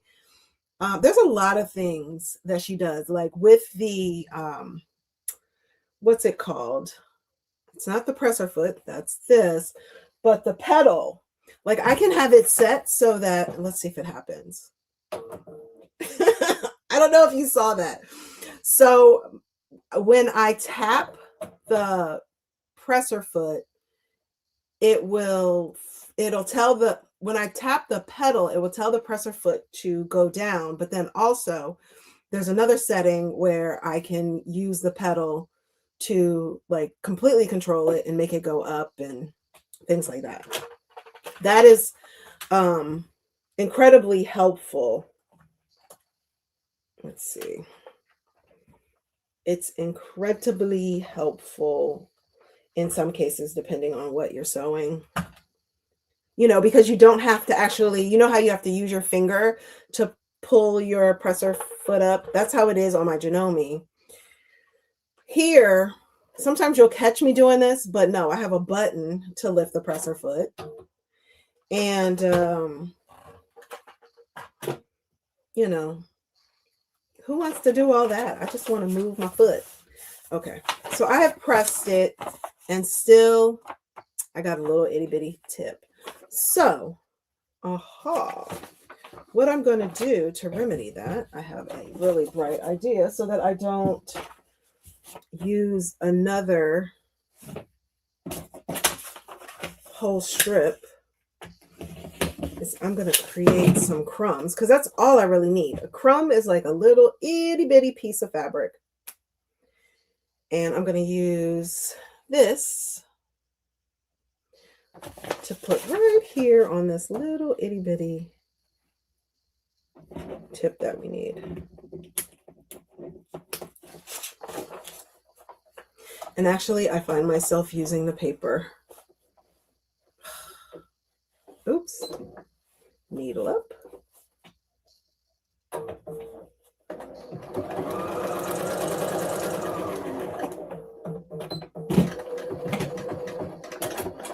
Jackie said, "Oh yeah, you fancy." All right, so we have in fact covered that tip. Let's go back in the other direction. Now, there's a lot of different options here. I could place one piece of fabric here and have like a half square triangle, but that isn't necessarily what I feel like doing right now. So, guys, I'm just so inclined to use the paper. It feels, I don't know. Let's see. Yeah, it feels like it holds the fabric a little better. Okay. To each their own. To each their own. I've tried both. I now know what I like better. But, you know, hey. I don't think I started at the edge there.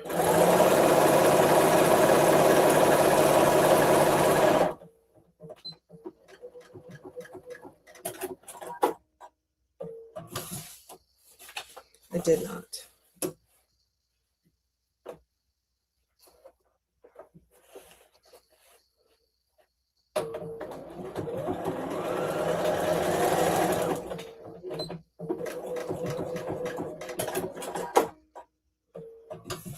I know I just need to read my manual. When I've tried to find the instructions online on how to, or a tutorial on, let's say, YouTube, on how to change that setting, I find that, yeah, I don't know, maybe I need to change my wording. It just doesn't work. I haven't, let's back up.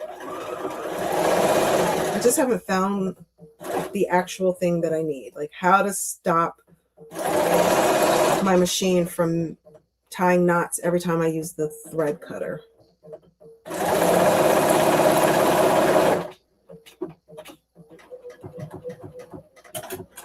Pat says, off to nap.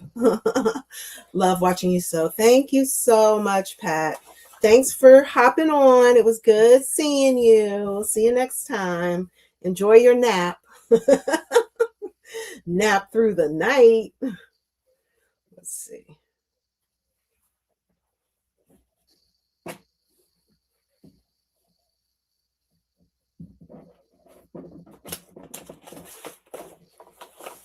Maybe if you're watching this on the replay and you have done this before, maybe let me know if you have a preference to sewing onto the paper or not.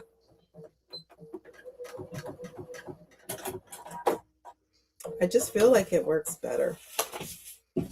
It's less fumbly. All right, so just to show you again, look at all those beautiful purples coming together. Okay.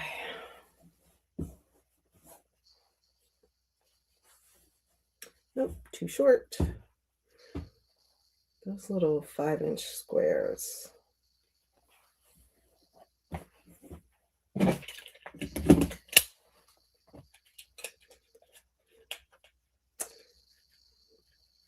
Tighten my rotary cutter up. I'm missing my little, I don't know what that thing is called. I know there's nuts and bolts. It's not a nut. I don't know what it is.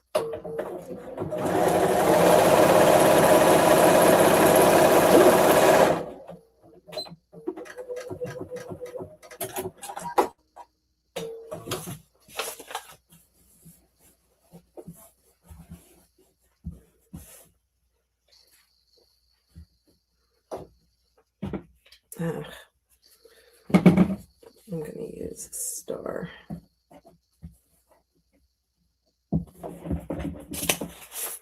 This pretty purple star fabric.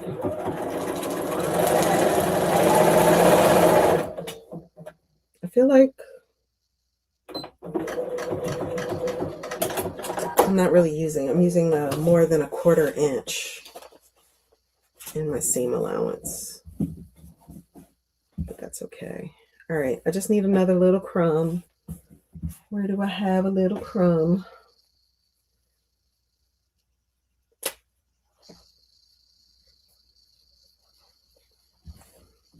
Oh, nope, not big enough.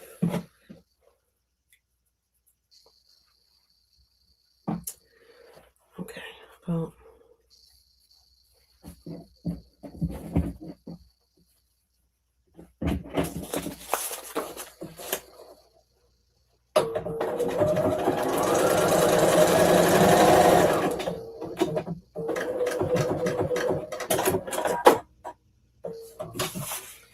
All right. Still a little tip. That's annoying. Now I can definitely use this little piece right here.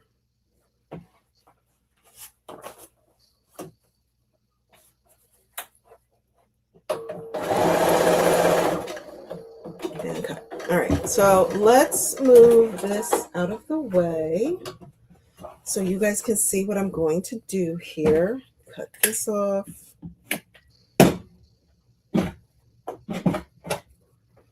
All right, my ruler fell. Actually, I put it on the floor over here. Okay. Just to see, does she say, tip, a quick press with an iron every so often will help keep the strips flat as you add them. You can also use shorter strips as you get closer to the edge. That we did find out. I should have done more pressing in the beginning. Let's see. After the paper is covered, turn it over and use your ruler and place the paper as a guide to trim the piece into a square. Tear off the paper. I don't see anything about ironing. I still want to give it a little quick iron. Little quick iron. Ironing board cometh.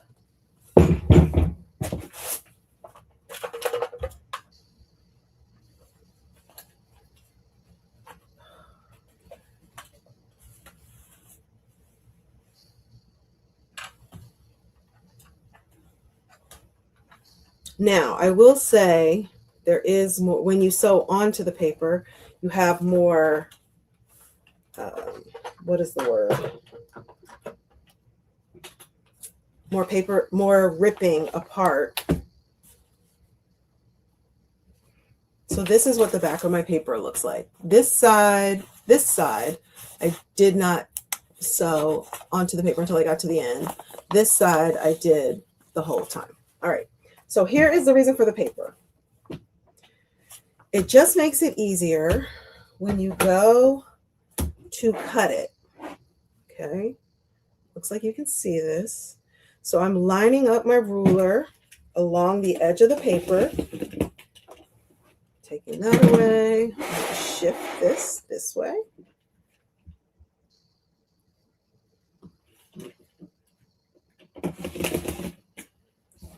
Taking that away. Actually, let's just shift the fabric.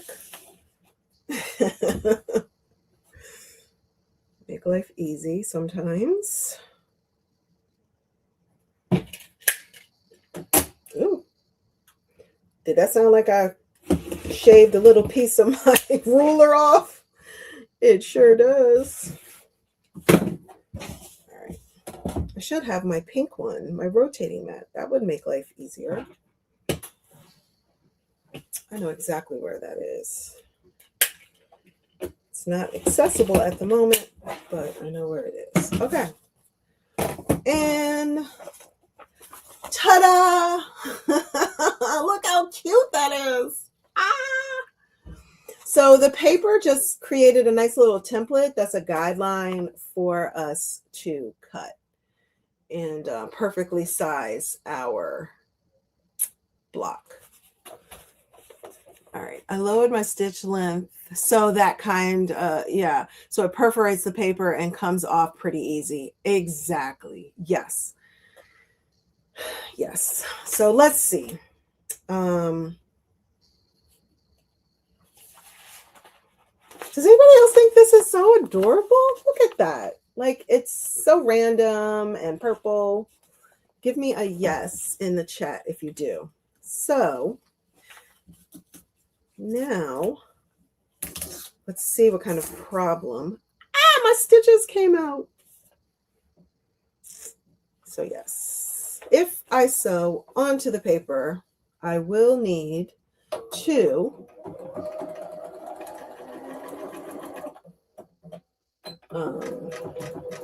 lower my stitch line.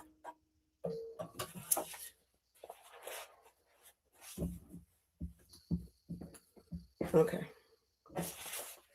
All right. So what is the takeaway from all this? What are we going to do? I'm still trying to decide. Nite says yes, and it's purple, so you know I love it. Linda says very pretty. Thank you. Robin says pretty. I love it. All right.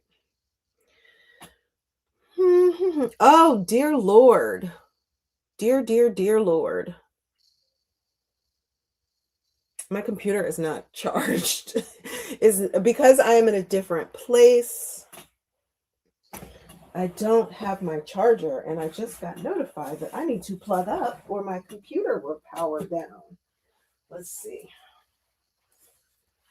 What do I? Smaller board. Okay, here we go. Got a lot going on in this space, y'all. Got a lot of wires, a lot of everything. Okay. Let's see. Plugging in my computer. Ugh. Okay, it dinged. We are good. Okay. Now, hopefully I don't overload a circuit. This is a whole home, all right? In one extension cord. Y'all gonna be like, B, that's a fire hazard. I have my iron, my computer, and my sewing machine.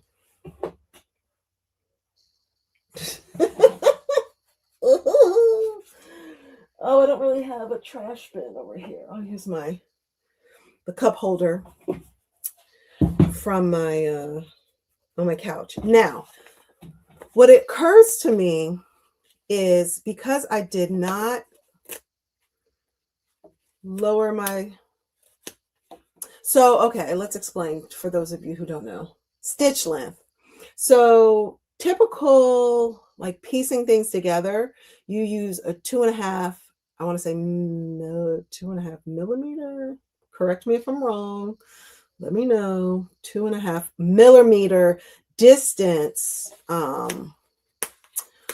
But when you're doing things with the paper, if you do more holes per millimeter, if that makes sense, then the paper tears easier. And you don't have to risk ripping out your stitches.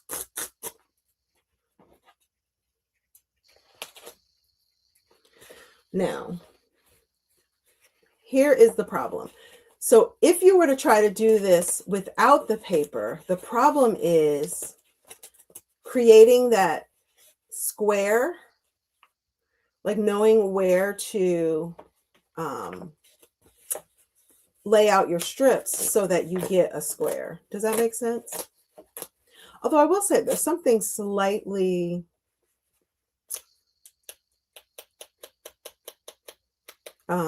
what's the word I'm looking for? Satisfying about ripping out the paper. Just taking my time. Rip, rip, rip, rip. No place to go, nothing to do. Well, bed, but later.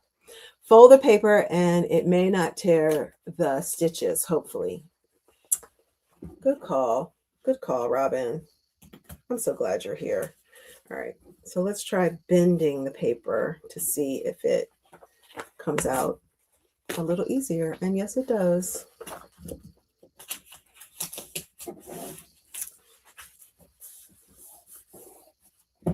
I know that you can also, they make little wet pins that you can use to kind of like just dampen the paper a little bit.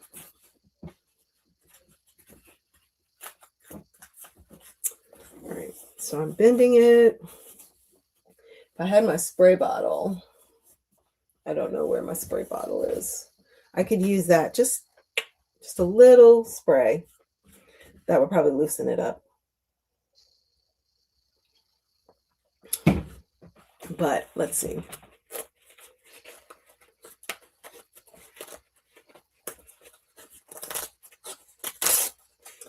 It tears right on that seam.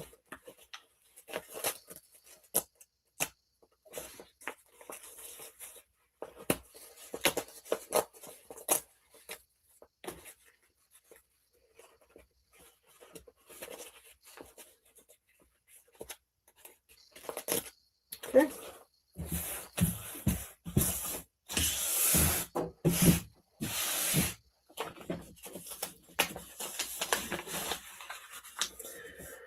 All right, so right now these blocks are 8.5. And at 8.5, that means 8-inch squares. So if I wanted my quilt to be 8 times 8 is 64. So it could be like 64 across. And 8 times 9 is 72. I think. I would say 64 by 72 is a good size quilt. That said, does somebody want to do the math for me? Oh, here's my phone, since I'm not using it for the other camera. So that said, let me just check my math. I said, what did I say? 7 times 8? No, that's not what I said. Or is it? 8 across.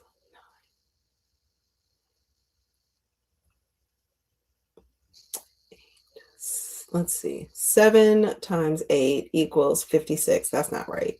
9 times 8. 9 times 8 is 72. Correct. So 64 by 72 would be the size of this quilt, which is a really good size. But if I do that, 8,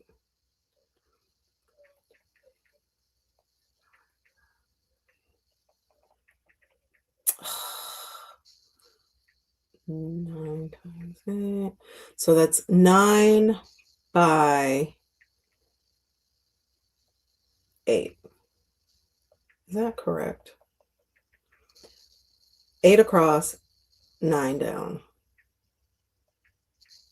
8 times 9 equals 72. Right. Somebody help me. 8 across and 9 down. So I guess that's the same. Okay. 72. So 72 is the number of blocks I would need to do. I would need to do this 72 more times.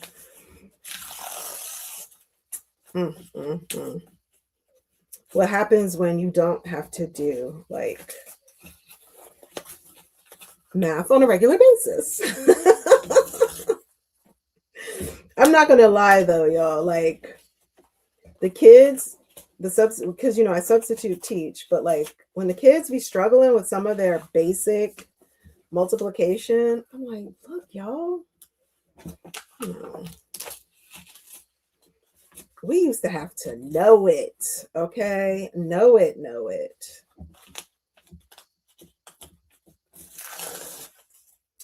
Okay, so con to using the paper is the extra time that it takes. Even though if I lower my stitch length, I'm just gonna leave it there be. It won't be as difficult. It'll tear out easier, but it's still adding time to the process.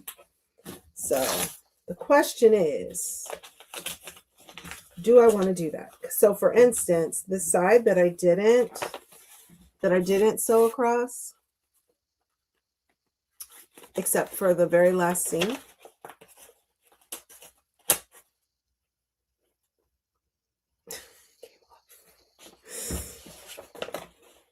I think I'm going to have to go with the original,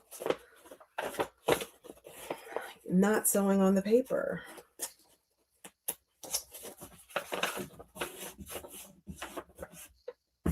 This is also like fairly like dense paper. It's a it was letterhead and like a pretty nice one.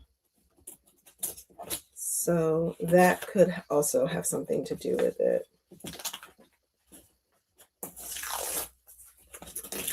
All right, good enough. All right, so here's our block minus the side, the little piece that came off. Let's reattach that.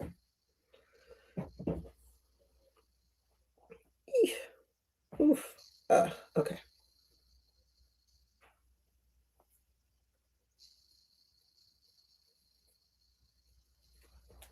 We kind of need to put it into the exact right spot so we maintain the size. And then I'm going to iron it one more time.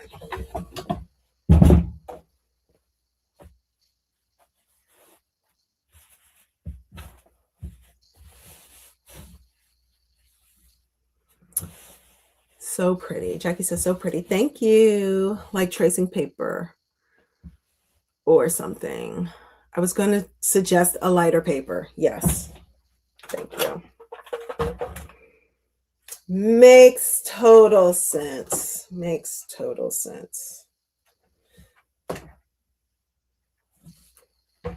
But I do think,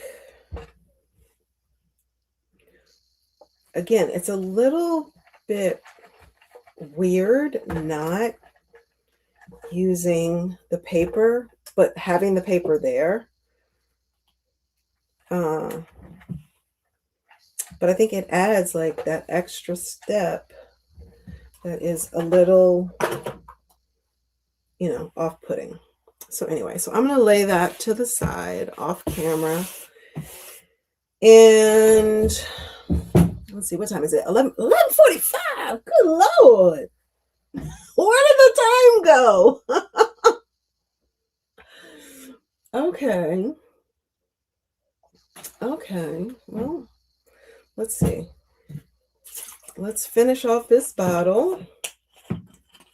I wonder how many of you guys are like sleeping.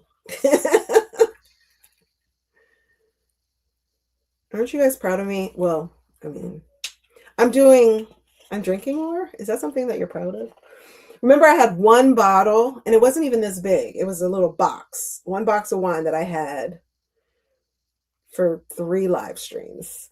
I bought this for Christmas. I opened this yesterday and I'm the only one that drank it. I'm like grown up now, drinking wine, doing big things. Robin says, LOL, the time did go fast. Yes. Jackie says, I'm awake and productive. Nate says, still here. Thank you so much for checking in, guys. I mean, trust me. I know if I was not here, I would be asleep. So I'm trying to think. You know what? Let's go ahead and see if we can punch out. I'm just moving this scrap paper. Punch out one more of these. Punch out, knock out, whatever. One more of these in 15 minutes. Let's do this. I'm getting ready to start with the same exact colors. Let's do something different.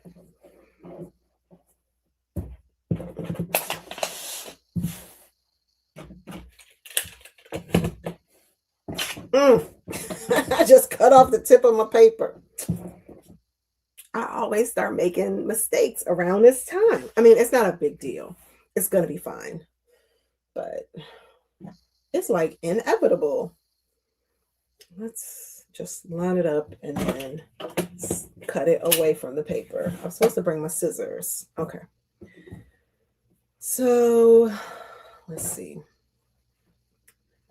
Let's see. Right sides together.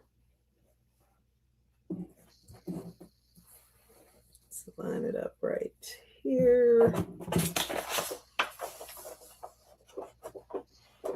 I also need to start further back so I make sure. Why are we? Something was caught.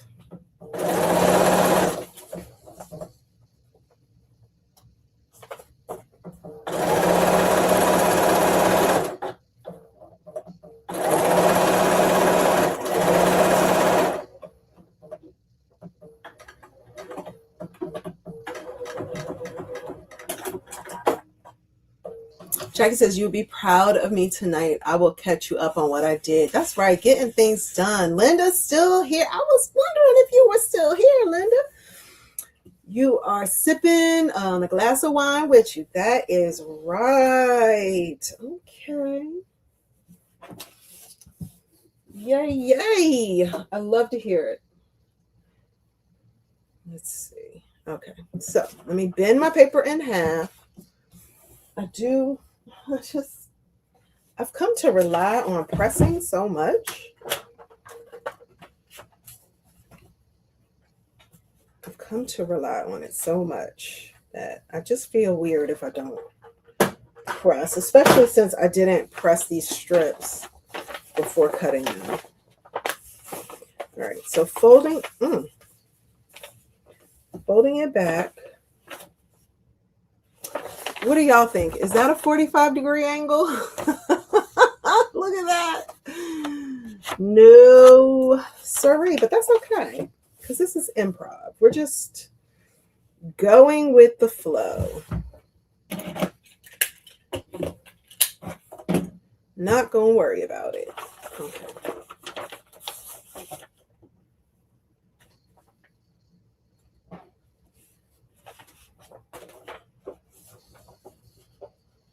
I'm thinking about the girl who lived in Greenland who popped on just before we ended last week. I don't think this is long enough.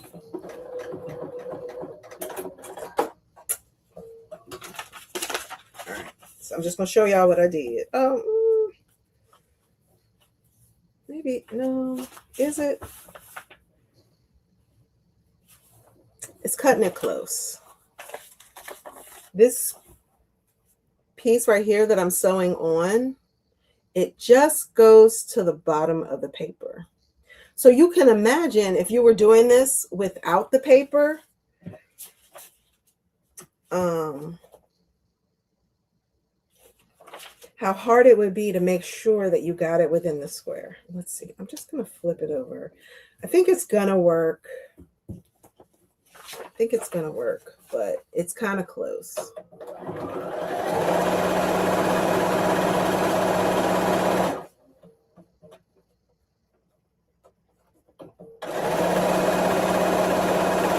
Yeah, the paper sets up the guideline for you. So let's see. Yeah.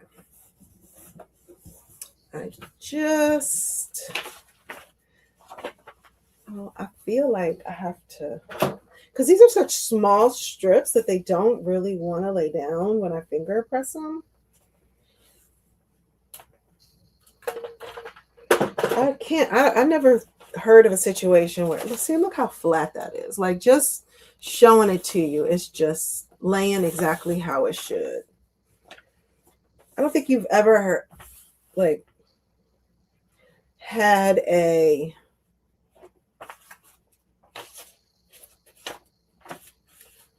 project that got messed up because you did too much ironing.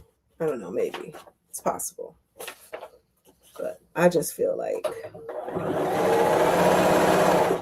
ironing, I need to iron.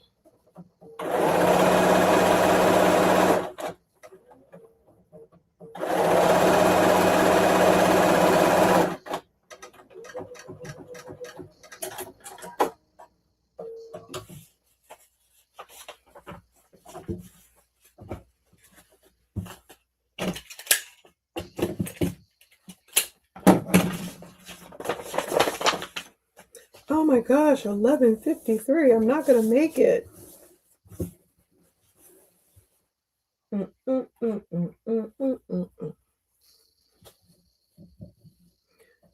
Going for my wider pieces.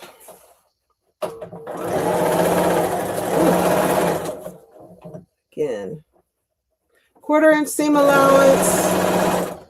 To heck with you. That's how I feel right now. Oh man, I sewed it right on the paper. See? And I wasn't supposed to be doing that.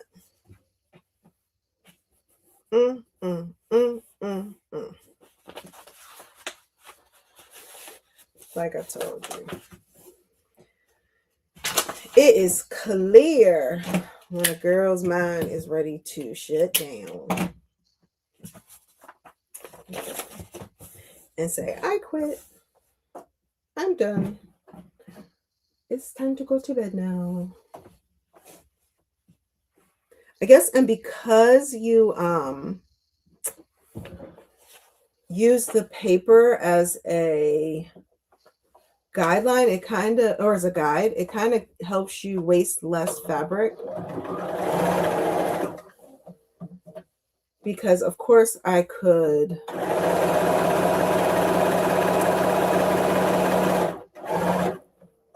use longer strips to ensure that I always, use one that's long enough. But the more that you, or just having that paper there shows you, like, you don't have to. All right, I'm going to try to, can I do it? I'm going to try to use one that's not enough so that this is the last time. I'm not even going to say what I did, but if you're paying attention, you'll know. So ridiculous. All right, now I just need a little piece.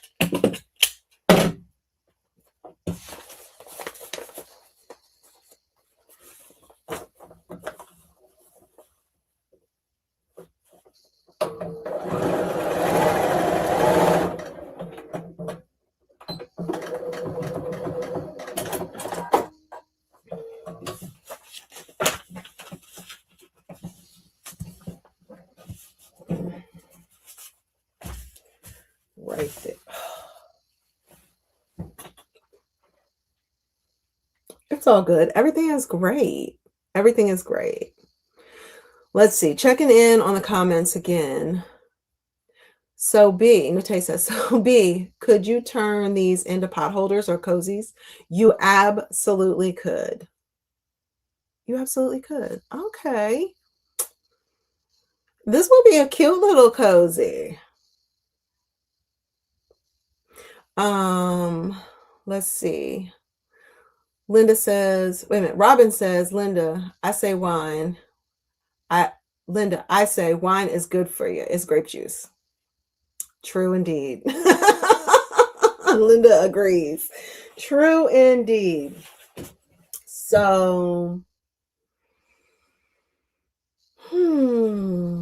wow. And just that quick, it is 3 minutes to 12. So anyway, this time I sewed the fabric on the wrong side up. But you know what? Honestly, it doesn't even really matter. Why? Because it's improv. We don't have to be perfect. Okay. So it has been yet another really fun night with you guys. Thank you so much for being here. I can't believe, but I did bring to light a lot of the things that I want to do in 2026. That is how we started. Here's another quilt binding Bible. I want to master a few of the binding techniques that I didn't even know exist.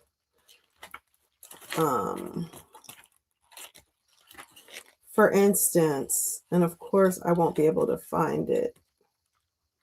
There's your pot holder, Nate. Right there. Pot holder or hot pad. For you, Nate, we're gonna call them hot pads. Placemats. Right here. But look at this binding right here. So this is actually like a quilt within a quilt. This is binding, but then also up here on the top edge is binding. I don't know. It seems really cool. So you've got curved edge binding. So many different 25 flawless finishes. So you've got 25 different binding. Don't forget the flange. I love a flange. You're not going to be able to see it, but it's right here.